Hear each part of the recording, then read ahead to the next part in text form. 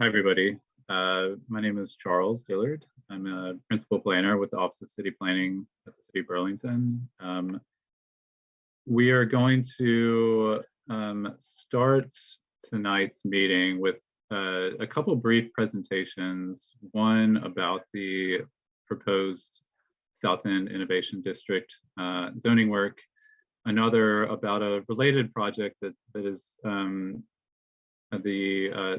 multimodal transit feasibility study that is being conducted by a consultant, BHB, for the regional planning office. And then we will turn it back to us at City Planning, and we are going to be using a sort of novel software, Miro. It's an online app for engagement. So I'm going to give a sort of orientation to how we use the app. Rest assured that we understand that there's probably going to be a learning curve. So in the breakout rooms to which you'll be assigned, there's going to be ample opportunity for varying levels of sort of comfort and ease of use here. So if the meeting tonight is seeming a bit too complex, or you're finding it hard to follow, then rest assured that your meeting facilitator from the Office of City Planning will be able to sort of help you engage and provide input, which we're very much looking forward to. I think we're probably going to have folks rolling in. I'm going to go ahead and give a very brief presentation about the zoning district, and then, like I said, you'll hear from our friends at VHB, and then we will get into Miro. So without further ado, Miro. All right, can everybody see my screen here? Great. All right, so this is again a meeting for the South End Innovation District. It's a virtual public meeting that is the next in what's been a series of public engagement opportunities. We've been to the Ward 5 NPA a couple times now, actually 3 times now, I think, to sort of speak and have in-depth listening sessions with those members. We had an in-person public meeting last week at Generator, which is just down on Sears Lane. Had some really great conversations with members of the public, and tonight's exercise is really going to basically replicate what we did at last week's in-person meeting. There will be additional opportunities for engagement that we'll talk about later in the evening. All of the activities that we're taking part in tonight will be left open for some time for you all to sort of engage with at your own speed over the coming days. So what is the Innovation District? So many of you, if you were around and participated in the Plan BTV South End planning process, are probably aware that the sort of notion of an innovation district really had its genesis in the Plan BTV South End area plan. Recognizing that there was a transition that was ongoing in Burlington's economy and on the waterfront in the South End, particularly the community and the city sort of decided that this part of the city is sort of ripe for some transition in the way it sort of is oriented in terms of land use. And since that time, there has been a sort of good amount of office activity. You've seen things like the Innovation Center and Hula have been very successful in the last few years. What's important to note, and what probably a question that many of you probably have about the Innovation District, is why is housing being considered now? So in the Innovation District, in Plan BTV South End rather, you probably recall, or if you don't, the plan actually did say that housing should not be permitted. Ultimately, that's what was adopted. There was a detailed discussion about this, about whether housing and residential uses should be permitted in this future Innovation District. Ultimately, the plan that was adopted and approved again said no residential uses. But since then, in the last 5-6 years, I think it's become apparent to many folks in the community, and including many we've heard from, in the last few months when we've been engaging on the Innovation District, is that housing, there is truly a housing crisis across the sort of spectrum in Burlington. There's a lack of housing, there's a lack of affordable housing, there's a lack of housing specifically for artists and makers who really make the South End what it is. And so reflecting that, the mayor and the current administration in its Housing as Human Right Action Plan set a goal to look at the South End as a place where new homes could be created. And so that's really what the Innovation District is in its sort of conceptual stage right now. So what are we talking about in terms of the boundary? So the Innovation District is here in this. This is the sort of working boundary, and there's actually going to be an exercise tonight where we're looking for input on sort of what the ultimate boundary should be for the district. But the boundary is roughly between Howard Street and Sears Lane and west of Pine Street. So nothing today east of Pine Street and the working boundary. We're focusing here on the sort of larger properties, most of which have sort of large surface parking lots or other sort of underdeveloped or undeveloped portions. And again, this was the area that was highlighted in Plan BTV South End as a innovation district.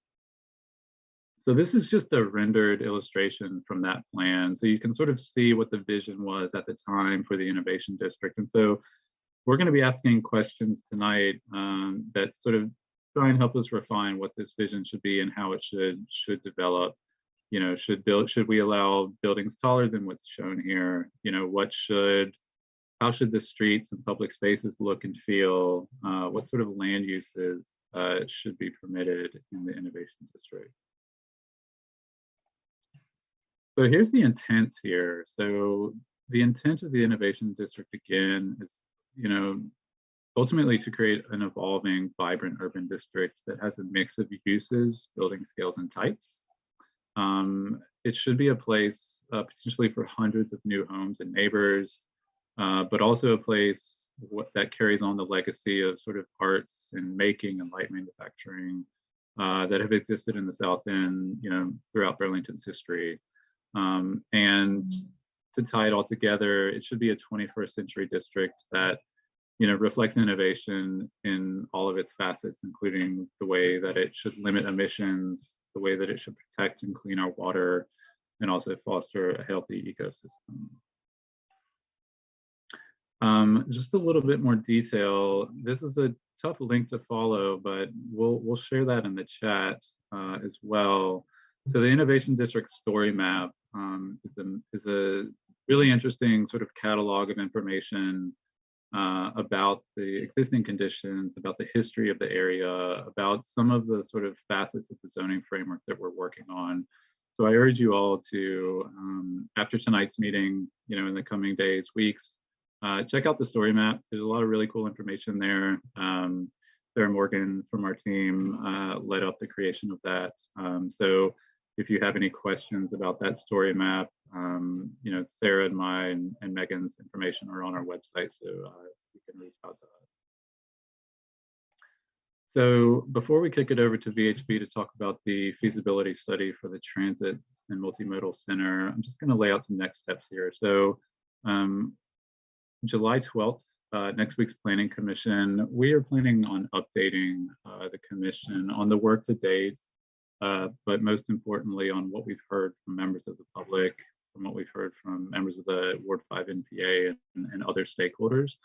In July and later in July and August, we plan on taking a draft zoning amendment to the Planning Commission. And obviously, it should be known that that amendment will obviously incorporate as much as we can the public input.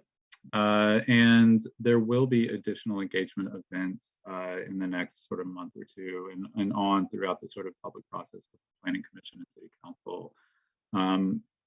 Tentatively, we are planning on setting up at the farmers market on the 15th.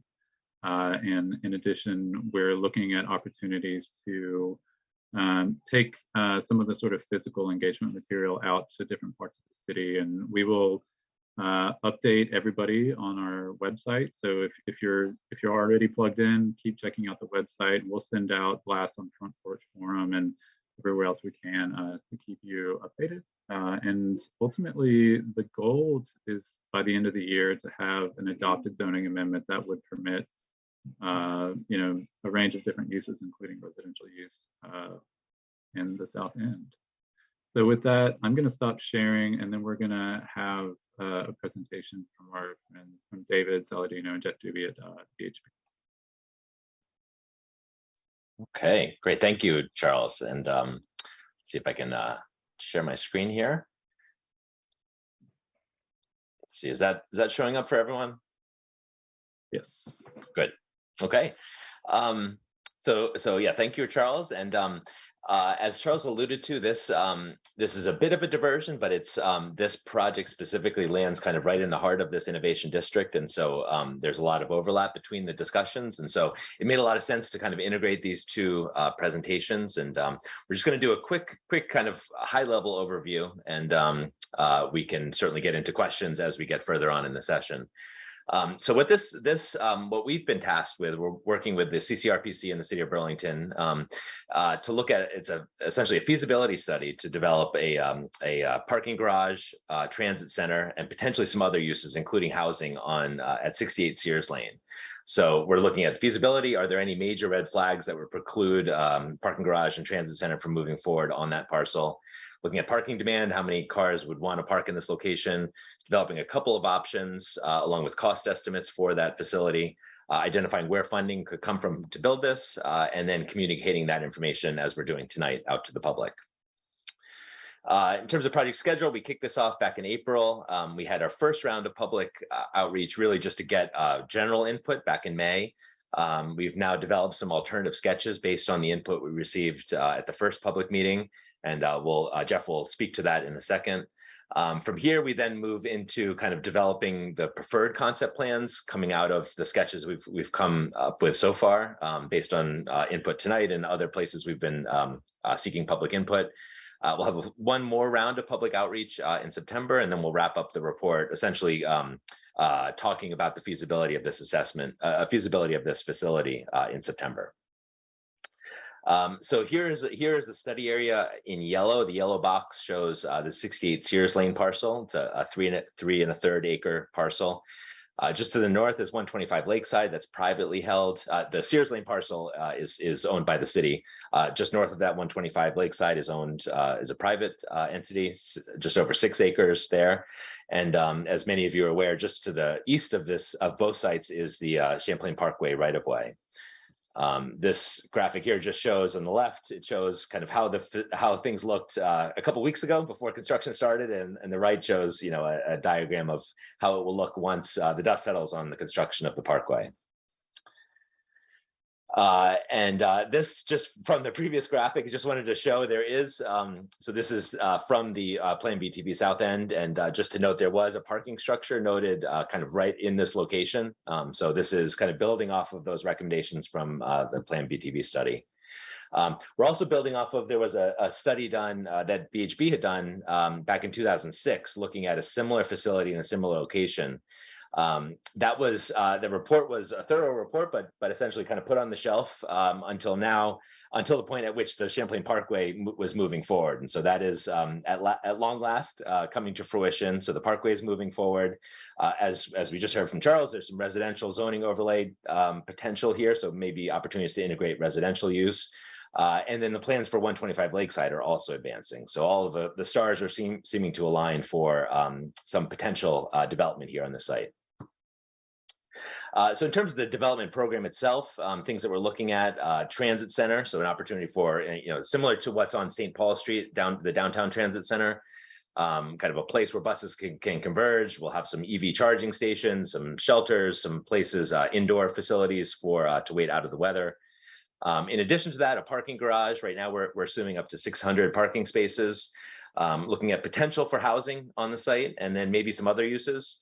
Our charge is to develop two different concept plans, one with housing and one without housing. And I think with that, I'll kick it over to Jeff to just run through those concepts. So you'll see we actually have developed three concepts so far. One has no housing, two have housing. So with that, I will pass it off to Jeff. Yeah, thank you, David. So this first concept, this is one we had created without housing. So we're showing the garage on the right along the Champlain Parkway, and then the transit center in red along the railroad tracks, anticipating that a lot of the shuttle service would come from the north and sort of travel through the loop heading south. That this location of the transit center also gives us an opportunity, if there is a future rail platform and canopies, to sort of integrate those two different functions with the rail and the buses.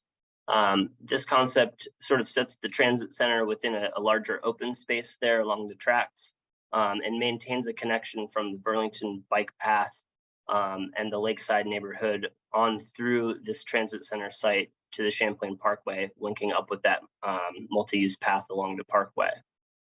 This does separate the transit center function from the main roadway that we're anticipating that might connect Sears Lane to Lakeside Avenue. But we are exploring how this 68 Sears Lane Transit Center could function independently of any future development that might go on 125 Lakeside Avenue.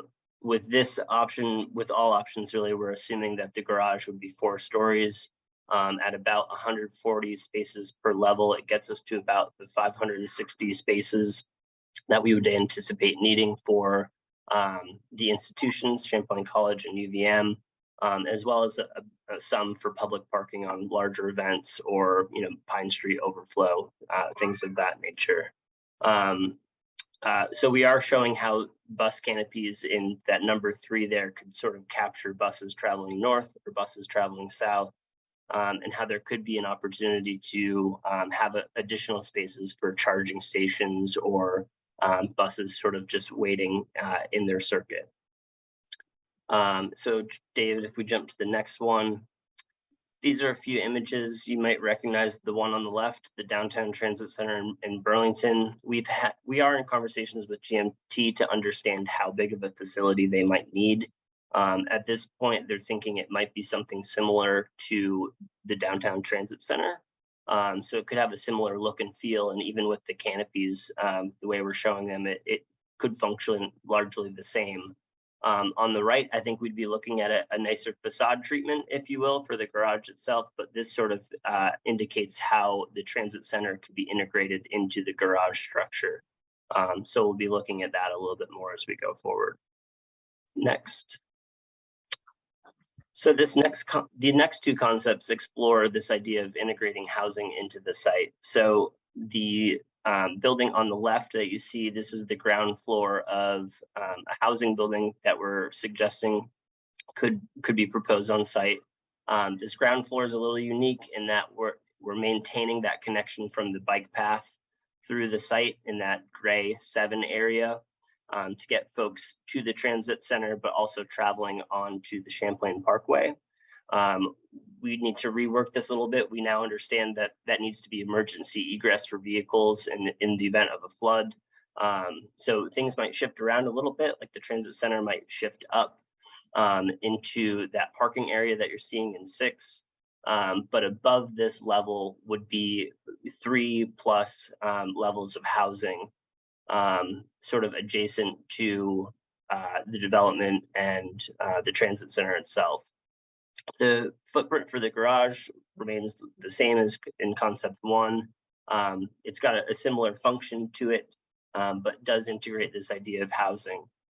We're also suggesting that there could be a connection on the 2nd floor, connecting folks from the garage to the transit center, just knowing how tough Vermont winters are. But we'll also be exploring maybe integrating the transit center itself into the garage. So that's sort of a refinement that we've got moving forward. We jump to the next one, David.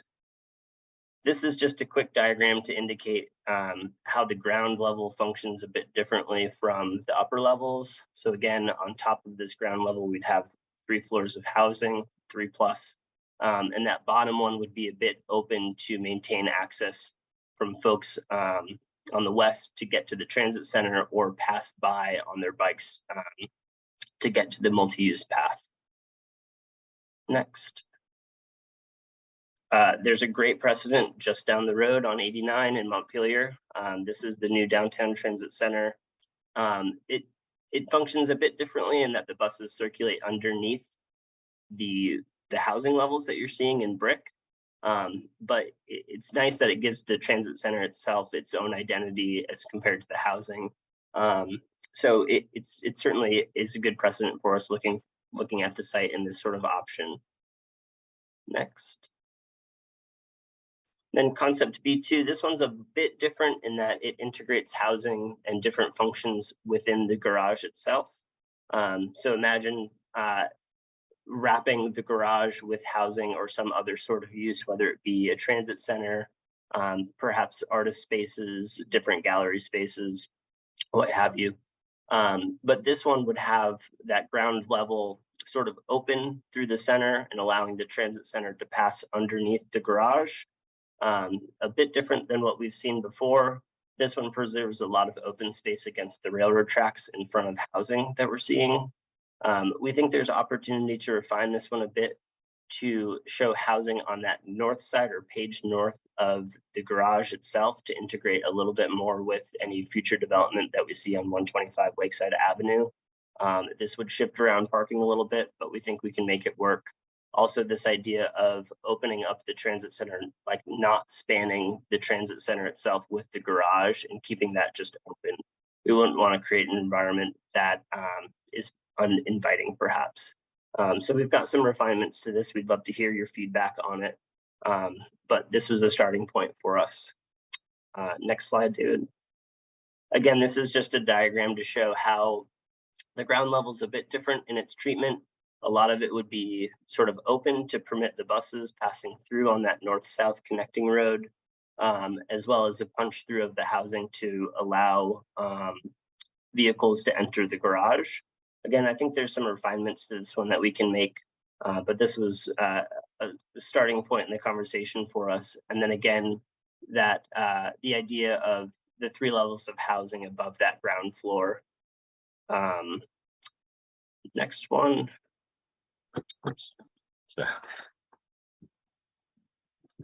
So here's some images. This is a pretty common thing in development these days. Nobody likes looking at a parking garage. So this really helps screen the parking garage itself. The top images on the left there, I really appreciate. You can't even tell there's a parking garage behind it when you're on that main street. But you know, it does work really well in terms of integrating the uses. Oftentimes you see sort of a gap between the housing and the parking structure just to permit more airflow and get light and circulation into the space. So it is a pretty common thing that we're seeing these days. Next one. This was an interesting idea. This is coming up in conversation more and more. You know, as years go on, we anticipate not needing a car as much with autonomous vehicles, better mass transit, more walkable and bikeable cities. So just trying to think through the long game of how these parking garages operate through the decades. One idea is to create an adaptable structure where you might have taller floor-to-floor ceilings, no internal ramping within the garage. That would give you the opportunity to transition the garage structure to, say, office spaces or retail uses or even housing. So the concept that we just saw with the wrapped structure does rely on that external ramp that you would need to accommodate a use like this. So that's just one thing that we're thinking through, you know, how this might work and operate and sort of the longevity of the structure as well. This is sort of just an overview. Again, with all of these options, we're assuming that we would be at a 4-story structure, both with the housing and the garage. So with concept A and B, we see again the same amount of parking spaces, but concept B1 introduces those 45 housing units. Concept B2 has a bit more housing integrated into it, about 65 housing units, and a little less parking, but we still think this accommodates the needs in the area. I think we're still trying to right size the transit center itself. It looks like about 2,500 square feet seems to be the right number, maybe a little more, maybe a little less, but just trying to think through how that operates best as well. So there's a couple modifications. We'd love to hear your feedback as we sort of refine these concept sketches and bring them back out to you. Thanks. And just to bring it all home, next steps here, we'll be out at the farmers market next Saturday with boards and flyers and more information, looking to get more feedback. We'll take that back and develop, refine these alternative sketches. Jeff was alluding to some of those refinements that we're considering. We'll be back again for public meeting in September, and then this all wraps up by the end of September. And with that, I'll turn it back over to Charles. Great. Thanks, Jeff. Thanks, Dave. Okay, folks, I'm going to share my screen and sort of orient everybody to the platform that we're going to be using for tonight's meeting. So 1 second.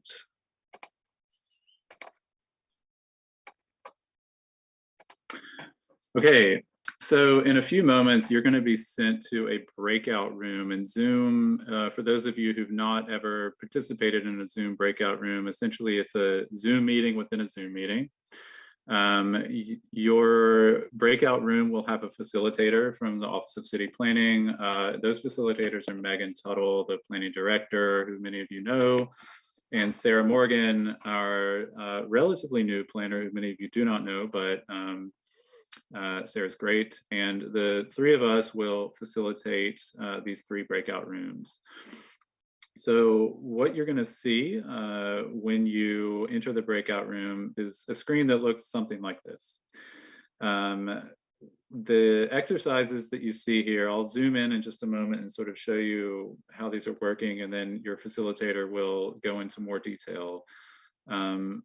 These exercises are essentially a replication, again, of what we did last week in person at Generator. When you first get in your room tonight, the first exercise you're going to do is this top one, where we're going to simply ask you to take one of these orange stickers and place it on the map where you live in Burlington. So just as an example of how that might work, I'm going to sort of scroll in here. I'm going to select this guy. First, I'm going to unlock them. And then I'm going to drag it over to where I live.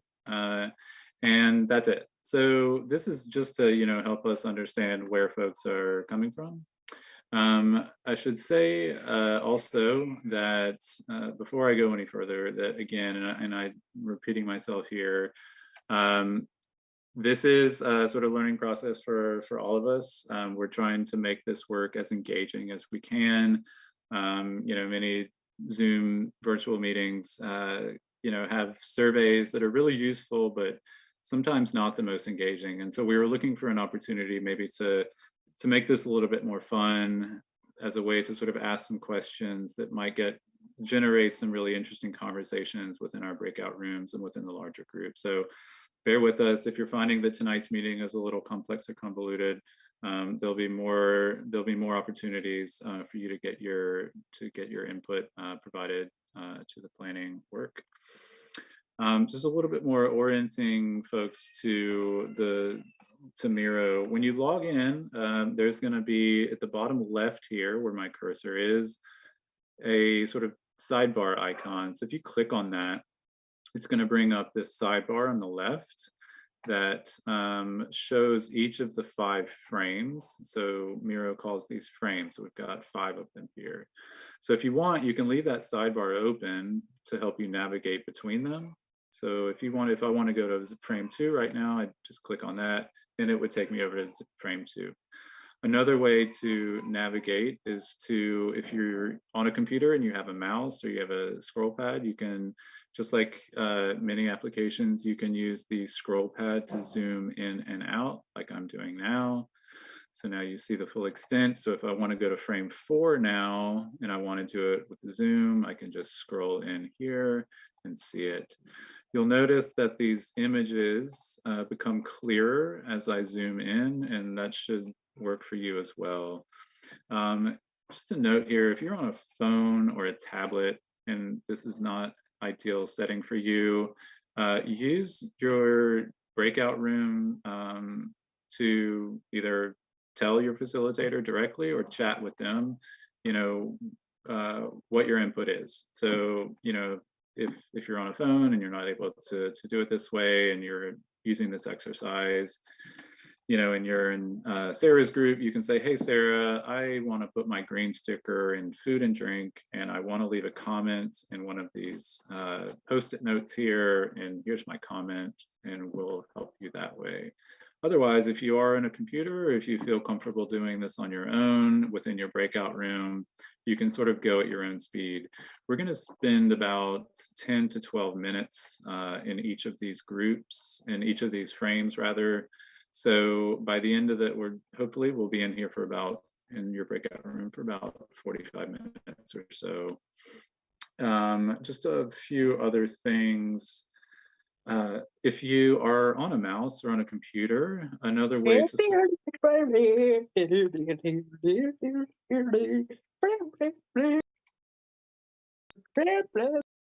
okay.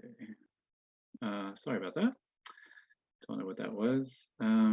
We have, you can scroll if you press right click on your computer or on your mouse. You can go side to side.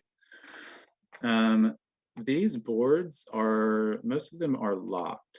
So you shouldn't be able to move the actual boards themselves, but you will be able to move these post-it notes and these stickers that we're calling them. So again, those are locked. If you do happen to, move something unintentionally that you didn't want to move, you can do Control Z, undo, you can right click and undo, or just tell your facilitator and we'll take care of it afterwards. In the upper right hand of your screen, you're going to see some icons. In my screen right now, I see one that says CD, so that's me, last name is Dillard, and SM for Sarah Morgan. If you go ahead and so your facilitator's icon will be up here, your icon will be up here. If you click on your facilitator's icon, you can actually follow them along, and your facilitator will have the Miro board open as well. So you can follow with them or you can follow on your own. You can also change your username. When you come into Miro, the program is going to generate automatically an anonymous name for you. If you would like to add your real name to that, feel free to do so. So that is about it. The last thing I'll say here is that if you are on a computer and you feel comfortable, sort of competent with this technology, you're open to I would suggest maybe having one window open with Zoom and one with Miro. It's not necessary. You can simply have the Miro board up on your screen. You'll still be able to hear and talk and use the chat and communicate in Zoom.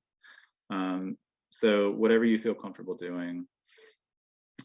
We are going to leave after tonight's meeting. We're going to save all of this information, but leave it open for a few days so you can come back to it. If you feel like tomorrow you wish you would have said something else or added another comment, you'll be able to do that, and we'll leave it up and we'll let you know how long we're going to leave that up. We're thinking about a week now.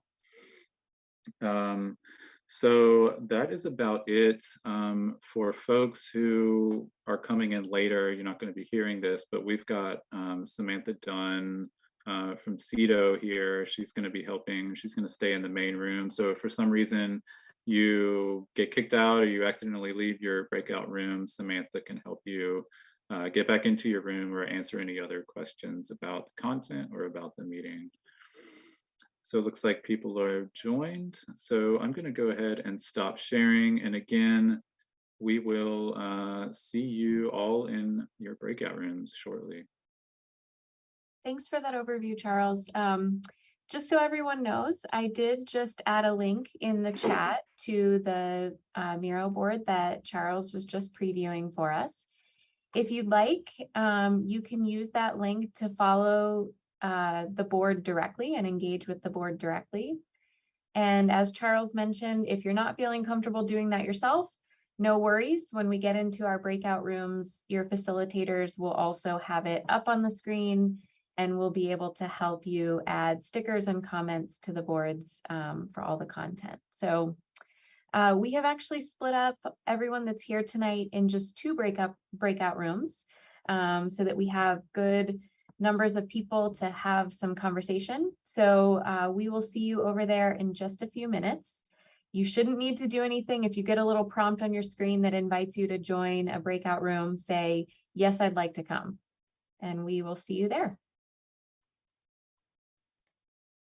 I think we're going to have folks trickling back in from the breakout rooms. It looks like people are still active in the Miro board. So again, if you weren't in the Miro board,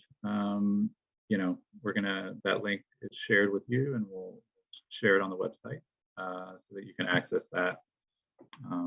Remind everybody, if you missed the intro presentation, that we've also got South End Innovation District story map that is linked on our website, and that has a lot of really great information. So if you were finding that you thought maybe you needed a little bit more information or history or background on any of this, that's all there in the story map. And again, urge you to share the link. Jean, did you two were you able to?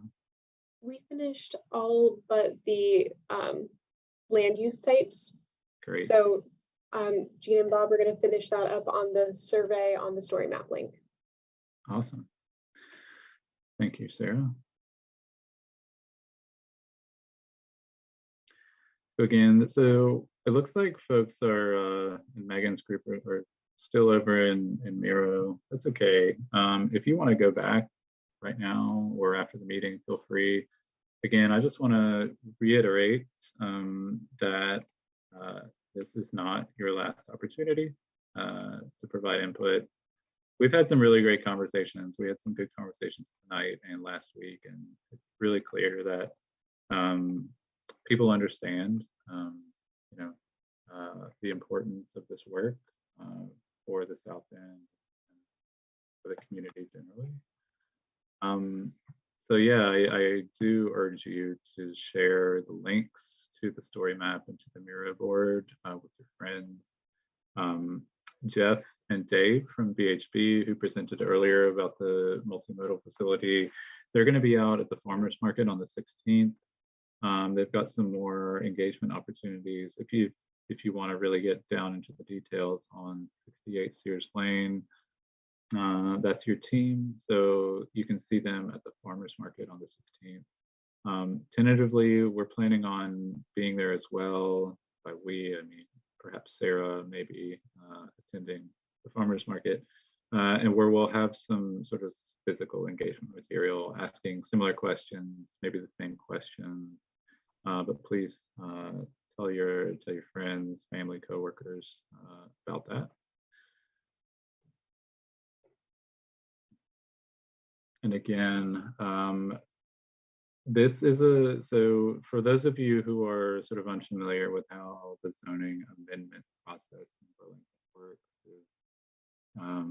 we will be presenting next week again to the Planning Commission just a sort of update on what we've heard from the community, a sort of summary of the feedback, a summary of the discussions we've had with stakeholders, and the summary of the sort of work we've done in. We know there are some important sort of questions related to infrastructure that we didn't necessarily address in this meeting tonight, but things like wastewater, stormwater, traffic capacity, bike and pedestrian amenities, the energy performance of buildings, parks, that sort of thing. So we're all, rest assured, we're covering all of our bases here.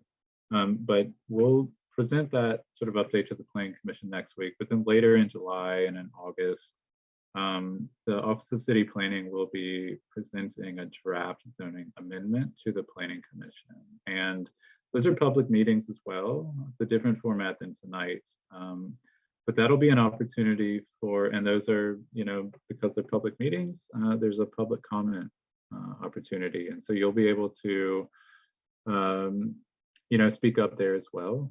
And the benefit of those meetings for you is that the Planning Commission will be there to hear your comment. And as they deliberate on the amendment, the draft amendment, and as they refine it in their own way, and as we work with them to refine it, that'll be another way for public input to be incorporated. And that process, will probably take a couple months itself, and then it will have a process, a very similar process with the city council. And as you know, those are public meetings as well, and the city council would benefit greatly from having your input. So it looks like folks from Megan's breakout room are trickling back in to the main room. Sorry to be late. Well, that's quite all right. Looks like people were having fun. I think we had some good conversations in our group. You guys did too. We're just telling people, urging people to continue the work on the Miro board. Again, we're going to leave that up. We don't know exactly how long, but it'll at least be the next few days. So we'll share that information on the website. So in the meantime, please do share the Miro link with your friends and family who you think might be interested. Are there any folks who have any sort of closing comments, questions that you'd like to address here? I'd like to see that all of the future meetings for this, if there's any chance for us to get together and meet face to face, that would be terrific. But nonetheless, if we continue to do it by Zoom, just continue to advertise so that we get a heads up and we can Zoom in or participate. I think it's, you guys have really done a great job. And technologically, I'm shocked at how well this went. So congratulations on that. I am so thrilled to hear that. Thank you, Maureen. Yeah. You should put it on Front Porch Forums so we know about it. Thank you. We will do that. I think we did post it, but we will be sure to post it. I posted it on mine. I Okay. didn't see it before. Maybe you did. Thanks, Carolyn. Not a problem. And, Thank you, guys. if you do have a few neighbors, we did have somebody who left the meeting because they weren't able to participate in the technology tonight. So if you know of any neighbors that wanted to come but didn't stay, let us know or let them know that they can reach out to us, and we'll find a way to get them like a hard copy of what we did tonight so that they can participate as well. Yeah, thanks, Megan. Well, you should put that on Front Porch Forum too. One of the questions I have is Megan had mentioned earlier, or Charles, I'm not sure who, but said that you'll leave something open so that we can go on and peruse for any of my neighbors that weren't able to join the meeting tonight, or so we can add comments. I didn't do anything with the mayor tonight in terms of sharing a screen or whatever, but could you educate us on how we would follow up with this and watch it progress? Yeah, so I just shared again the link to that Miro board in the Zoom chat. Maureen, do you see that in the chat? Something just popped up, but since I'm focusing on you and Yeah, I'm not that technically advanced, but something I did see that you sent something through. So okay. I'm hoping that it comes through. Will it come through in an email? Megan Tuttle to everyone, Burlington, Vermont. Okay. Yeah, we can email all the participants and all those folks who registered for the meeting and include that link to the Miro board. I think we're also going to post the Miro board link on our own website that Megan just linked to also in the chat. On that website, there is also a link to the story map. So you've got the sort of trinity of material about the Innovation District. Yeah, so that's what we were talking about. We would leave the Miro board open for folks to come in at their own pace.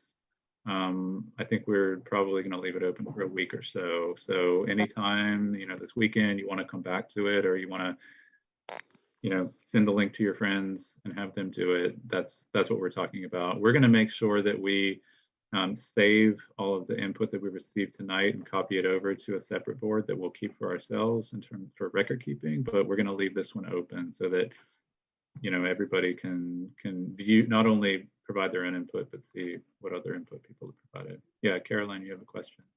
Yeah, who did the design on this, on the work that we saw tonight? Oh, this was truly a team effort.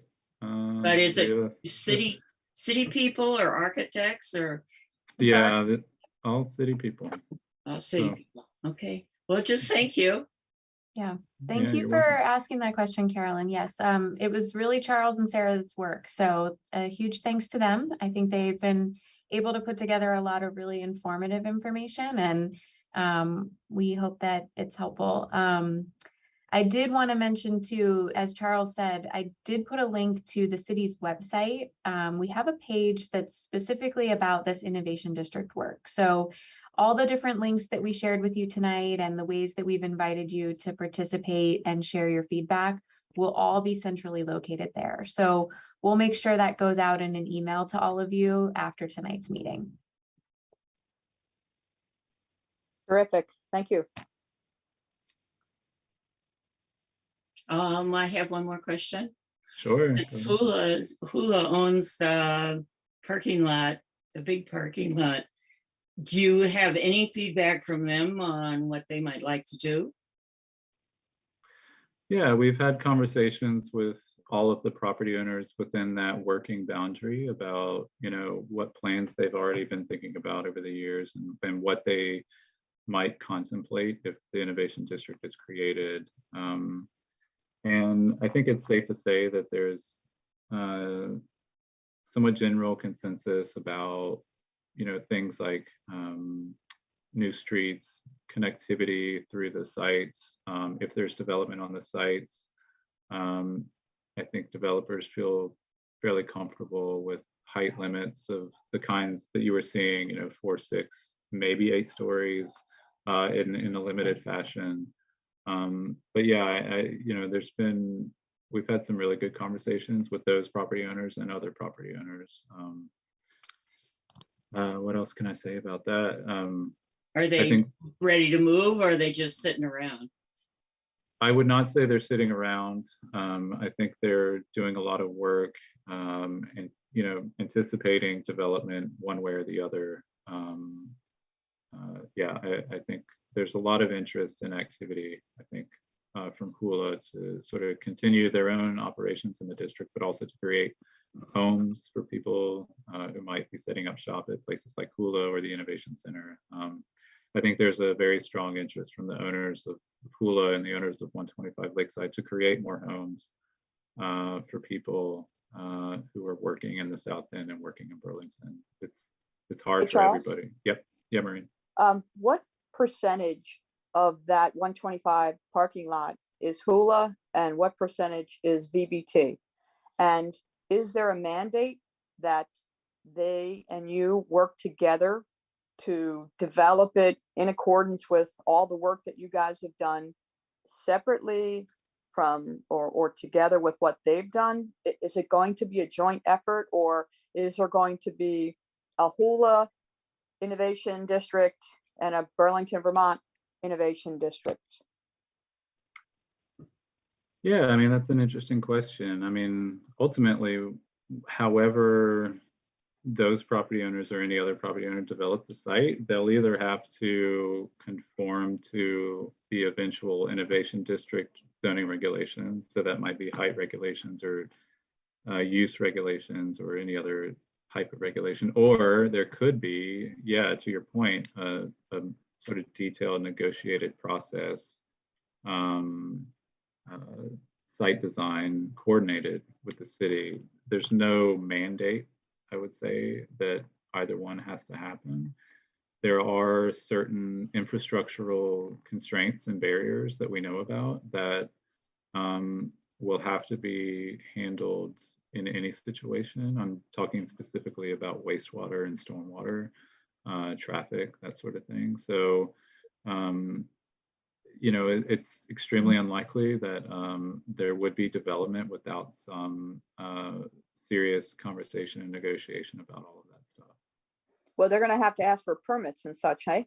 That's right. So today, yeah, that's a great point. You know, the capacity of the wastewater system, for example, today would likely seriously limit their ability to get a permit to develop the site how they would like to see it developed.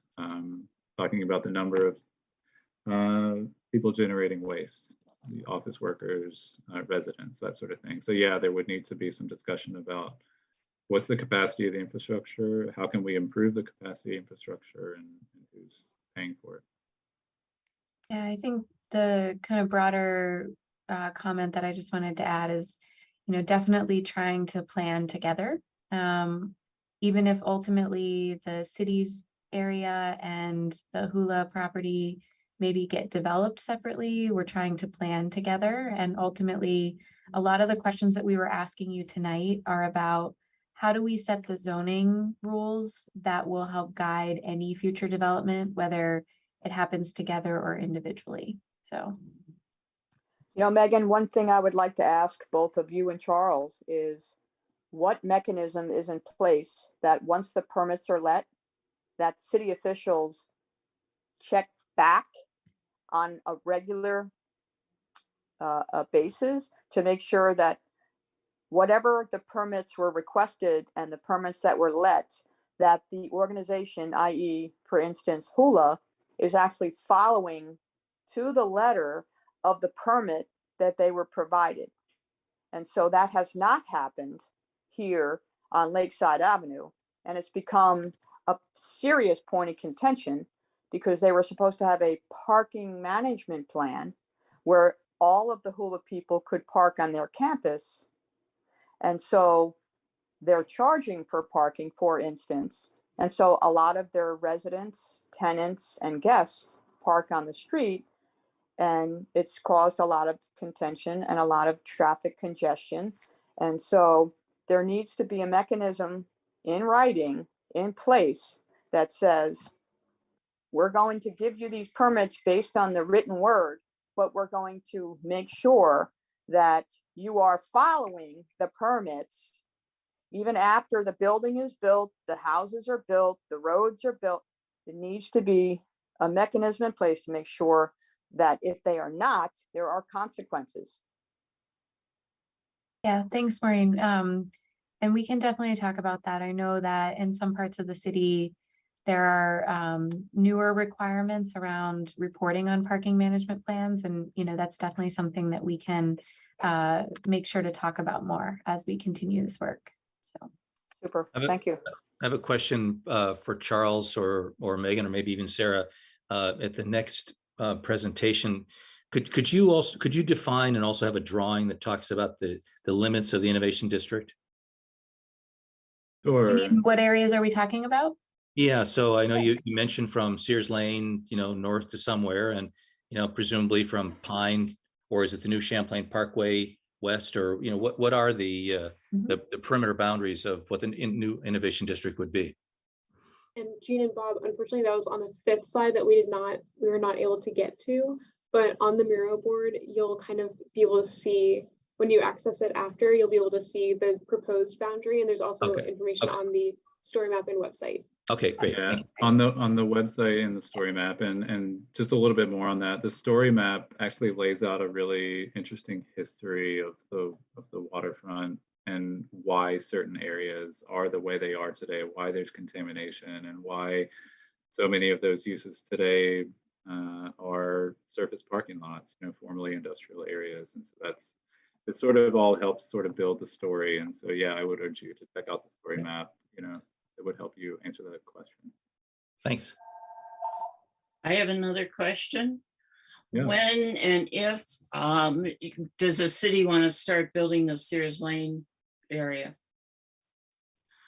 Well, I would, the work that David and Jeff shared earlier is a feasibility study, and just keep that in mind. So that's just basically to understand, what, if anything, could feasibly be developed on the site. I don't think there's any specific plans on the part of the city or the Regional Planning Commission to develop the site. Yeah, once we know more about the outcome of the feasibility study, it'll help inform us on any potential next steps. But So we don't have a specific timeline for doing a development on that site at this time. So it's just a possibilities next Yep. year or 10 years. We're doing some planning for it right now. Yep, Okay, thank you. you're welcome. And then on the parking structure, that was kind of the main thing that I was hoping to talk about here. I guess is there a better place in the future, another meeting to talk more specifically about that feasibility study and get community input? Because this was the first meeting about this in general that I've been to. Yeah, David, do you want to comment on that? Yeah, if Jack, if you're available next Saturday, we're going to be at the farmers market all day. We'll be there from 9 to 2. So that we'll have materials, we'll have some forms to fill out. So if that works for you, that would be Yeah. perfect. I mean, Thanks. Thanks, David. All right, do we have any other comments, questions? Again, thank you everybody so much for coming. We really do appreciate it. This is really important work to hear your input. So yeah, please share. Again, I'm gonna say one more time, please share the links that we've shared with you tonight with your friends, family, coworkers, anybody really who you think would be interested and would have valuable information to share. And we look forward to seeing you at the next event. Keep in mind, next Tuesday, the Planning Commission will be updated on all of this work, including a summary of what we've heard from you and your neighbors to date. And stay tuned, and hope everybody has a great evening. Thank you.